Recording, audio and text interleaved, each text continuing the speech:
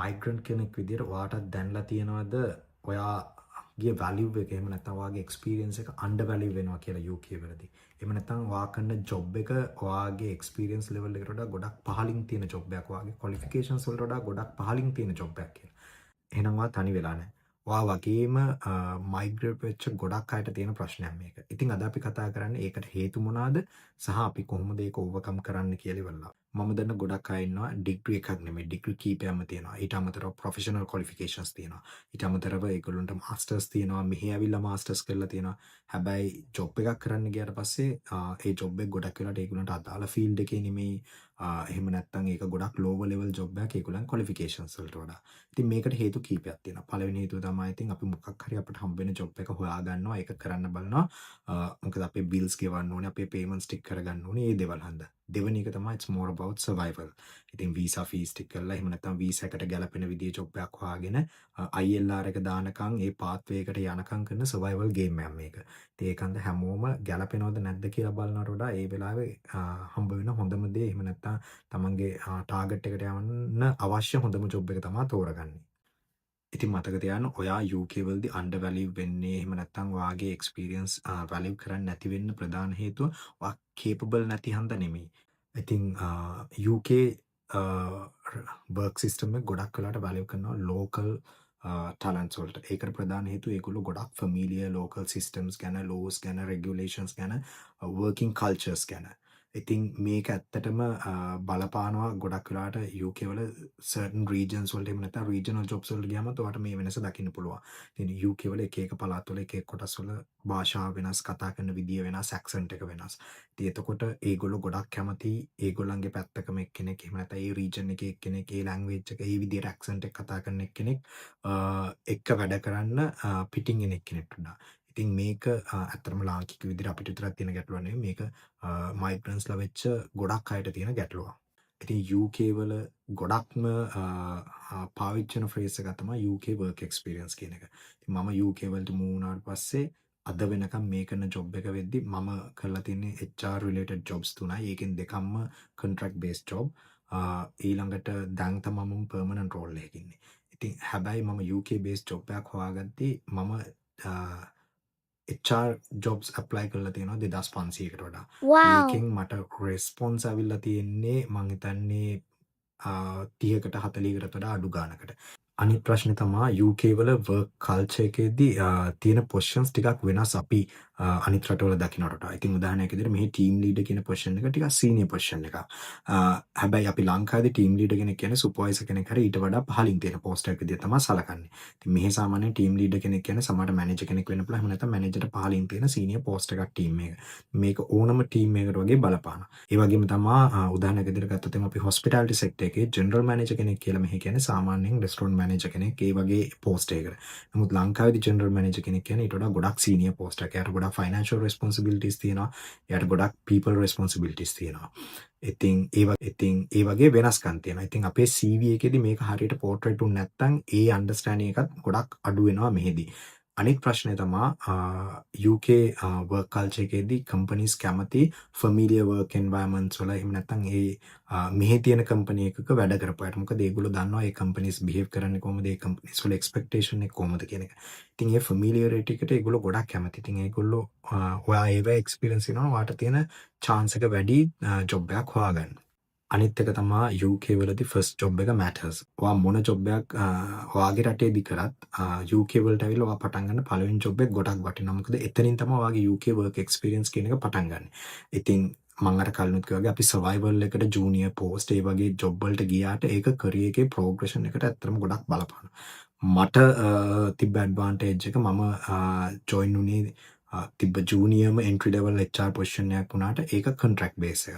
ඒකන්ට contract එක ඉවර වෙද්දි මට පුළුවන් වුණා ඊට වඩා senior job එකකට යන්න. ඒකට තව එක ප්‍රධාන හේතුවක් වුණේ මාව recruit කරපු hiring manager ඒ වෙලාවේදී ලෝකේ ගොඩක් රටවල් එක්ක වැඩ කරලා ඒ experience තිබ්බ කෙනෙක්. ඉතින් ඒකන්ද එයා international අයට chance එක දෙන්න බය වුණේ නැහැ. හැබැයි ඒ වගේම තමයි ගොඩක් අනිත් jobs වලදී බලපු දේ තමයි ඒගොල්ලෝ international එක්කෙනෙක්ට chance එක දෙනවට වඩා local එක්කෙනෙක්ට මෙහි experience තියෙන එක්කෙනෙක්ට ඒ අත්දැකීම් එක වැඩ කරපු එක්කෙනෙක්ට chances දෙන්න බලපු එක. අනිත් එක තමයි අපි මයිග්‍රන්ට්ස්ලා විදියට කමියුනිකේට් කරන්නේ බොහොම මොඩස්ට් ඉංග්‍රීසි එකක්. එහෙම නැත්නම් ඒක පර්ෆෙක්ට් ඉංග්‍රීසි නෙමෙයි. අපි ගොඩක් ඉඩියම්ස් යූස් කරන්නේ නැහැ. සර්ටන් ස්ලෑන්ග්ස් ඒ වගේ දේවල් යූස් කරන්නේ නැහැ. සහ මම මුලදිත් කතා කරපු රීජනල් ඩයලෙක්ට්ස් ඒ වගේ දේවල් අපේ නැහැ. ඉතින් අපි කතා කරන්නේ බොහොම ප්ලේන් සිම්පල් ඉංග්‍රීසි එකක්. ඉතින් ඒක හන්දම ගොඩක් වෙලාවට මම කලිනුත් මගේ වීඩියෝ වල කතා කරා වගේ අපි ක්වයට් ප්‍රොෆෙෂනල්ස්ලා එහෙම නැත්නම් සද්ද නැතුව පැත්තකට වෙලා ජොබ් එක කරලා ගෙදර යන විදියට පුරුදු වෙලා තියෙනවා. ඉතින් මේක හන්දා අපි ඇත්තටම අපි දන්න දේ එක්ස්ප්‍රෙස් කරන්නත් බැරි වෙනවා. අපි ගොඩක් සයිලන්ට් වෙනවා. ඉතින් මම කලිනුත් කියලා තියෙනවා සයිලන්ට් වුණා කියන්නේ මෙහෙදී ඔයාට ප්‍රශ්නයක් නැහැ කියන්නේ ඔයාට එතනින් එහාට ලොකු බලාපොරොත්තු නැහැ, ලොකු විෂන් නැහැ. ඔයා ඒකේ කම්ෆර්ටබල් කියන එක. තමා මෙහි මැනේජර්ස්ලා හිතන්නේ. ඉතින් ඒකත් එක ප්‍රශ්නයක්. ඉතින් මතක තියාගන්න UK වලදී විසිබිලිටි එකයි ඔයා ක්වයට් එක්කෙනෙක් නම් ඔයා එක්ස්ප්ලেইন කරන්නේ නැත්නම් ඔයා නිකම්ම අයිසොලේට් වෙනවා මේ process එකේදී. එහෙම නැත්නම් ඔයාට ප්‍රෝග්‍රෙෂන් එකක් ලැබෙන්න තියෙන chance එක ගොඩක් අඩු වෙනවා. මතක තියාගන්න මේක කල්චරල් දෙයක්. මේක ඉන්ඩිවිජුවල් දෙයක්වත් ඔයාට පර්සනලි ඇටැක් කරන එකක්වත් නෙමෙයි. නමුත් අපි පුද්ගලයෝ විදිහට මේවා ගොඩක් වෙලාවට පර්සනල් ගන්නවා. ඉතින් මම ඕගලන්ට කියන එක පර්සනල් ගන්න නෙමෙයි. මෙන්න මේ කල්චරල් බැරියර් එක බ්‍රේක් කරන්න. අනිත් ප්‍රශ්නේ තමයි කොන්ෆිඩන්ස් කියන එක ගොඩක් වෙලාවට ඕවර්ෂැඩෝ වෙනවා කම්පිටන්ස් එකත් එක්ක. ඉතින් අපි ගොඩක් වෙලාවට හිතනවා හොඳට කොන්ෆිඩන්ට් එක්කෙනෙක් කියන්නේ එයා කම්පිටන්ට් එක්කෙනෙක් කියලා UK වලදී. ඉතින් මේක UK වර්ක් කල්චර් එකේ තියෙන පුංචි ගැටලුවක්. ඒ කියන්නේ ඔයා මීටින් වල කතා කරන එක්කෙනෙක් නම් කට්ටියව මැනේජ් කරනවා නම් කට්ටියට උපදෙස් දෙන ඒ වගේ කෙනෙක් නම් ගොඩක් වෙලාවට ඔයා හොඳ කොන්ෆිඩන්ට් ඔයා හොඳ කම්පිටන්ට් එක්කෙනෙක් කියලා තමයි කන්සිඩර් කරන්නේ. ඉතින් මම දන්න මෙහෙම අය ඉන්නවා. ඉතින් ලංකාවේ කටින් වැඩ කරලා ඇවිල්ලා මෙහෙත් කටින් වැඩ කරලා පොසිෂන්ස් හදාගත්ත අය. ඒ වගේම ඉන්නවා හොඳට වැඩ කරන ගොඩක් දක්ෂ අය අයිසොලේට් වෙලා ඉන්නවා. මොකද ඒගොල්ලෝ කොන්ෆිඩන්ස් එකක් නැහැ. එකක් කමියුනිකේට් කරන්න, එතනට ගිහින් කතා කරන්න, සිටුේෂන් එක බැලන්ස් කරන්න කොන්ෆිඩන්ස් එකක් නැහැ. එතකොට කම්පැනි එක හිතනවා එයාට කම්පිටන්ට් එකක් නැහැ කියලා වැඩ කරන්න. අනිත් ගැටලුව තමයි UK වලදී ඔයාගේ ක්වොලිෆිකේෂන්ස් not weighted equally. ඒ කියන්නේ ඒක හරියට වේ කරලා නැහැ. ඔයාගේ ඒක CV එකේ පෙන්නලා නැහැ. ඔයා ඒවා ට්‍රාන්ස්ෆර් කරලා පෙන්නද්දි හරියට පෙන්නලා නැහැ. ඉතින් මේක ගොඩක් වෙලාවට හෙල්ත් ඇන්ඩ් කෙයාර් සෙක්ටර් එකේදී ෆයිනෑන්ස් වලදී IT සෙක්ටර් එකේදී ඒ වගේම ප්‍රොෆෙෂනල් සර්විස් වලදී මේ තත්ත්වය අපිට දකින්න පුළුවන්. අනිත් එක තමයි UK වලදී කල්චරල් ෆිට් කියන එක කතා කරන්නේ නැහැ.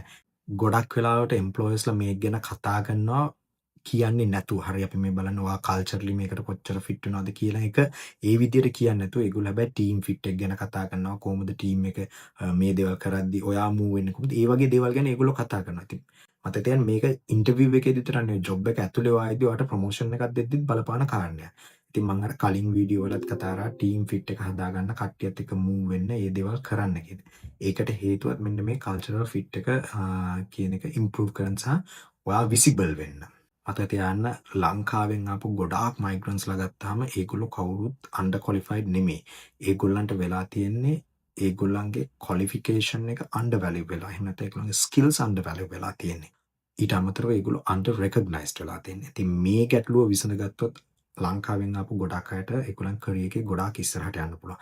මේක මම ගොඩක් වෙලාවට දකින්න මම කම්පෙයාර් කරන්නේ අනිත් රටවල ආපු මයිග්‍රන්ට්ස්ලාත් එක්ක. මොකද අපි ගොඩක් වෙලාවට අපේ අල්ලපු රටෙන් ආපු මයිග්‍රන්ට් කෙනෙක් ගත්තොත් ඒගොල්ලෝ හොඳට කතා බහ කරලා වැඩ බැරි වුණත් ඉංග්‍රීසි බැරි වුණත් දන්න ටික දාලා අරෙන් මෙන් කතා කරලා වැඩේ කරගන්න.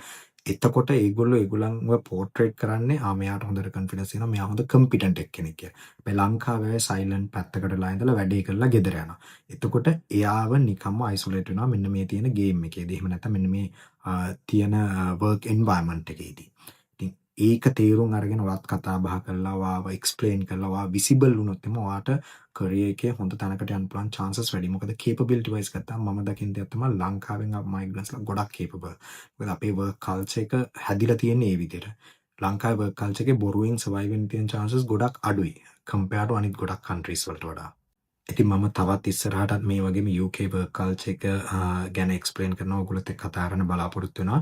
උනට ඒ අතර මොනවා හරි මම මේ කතා කරපු points වලට අමතරව දෙයක් දැනගන්න තියෙනවනේ. එහෙම නැත්නම් ඔයගොල්ලෝ believe කරන තව point එකක් තියෙනවනේ. ඒකත් පහලින් comment කරන්න.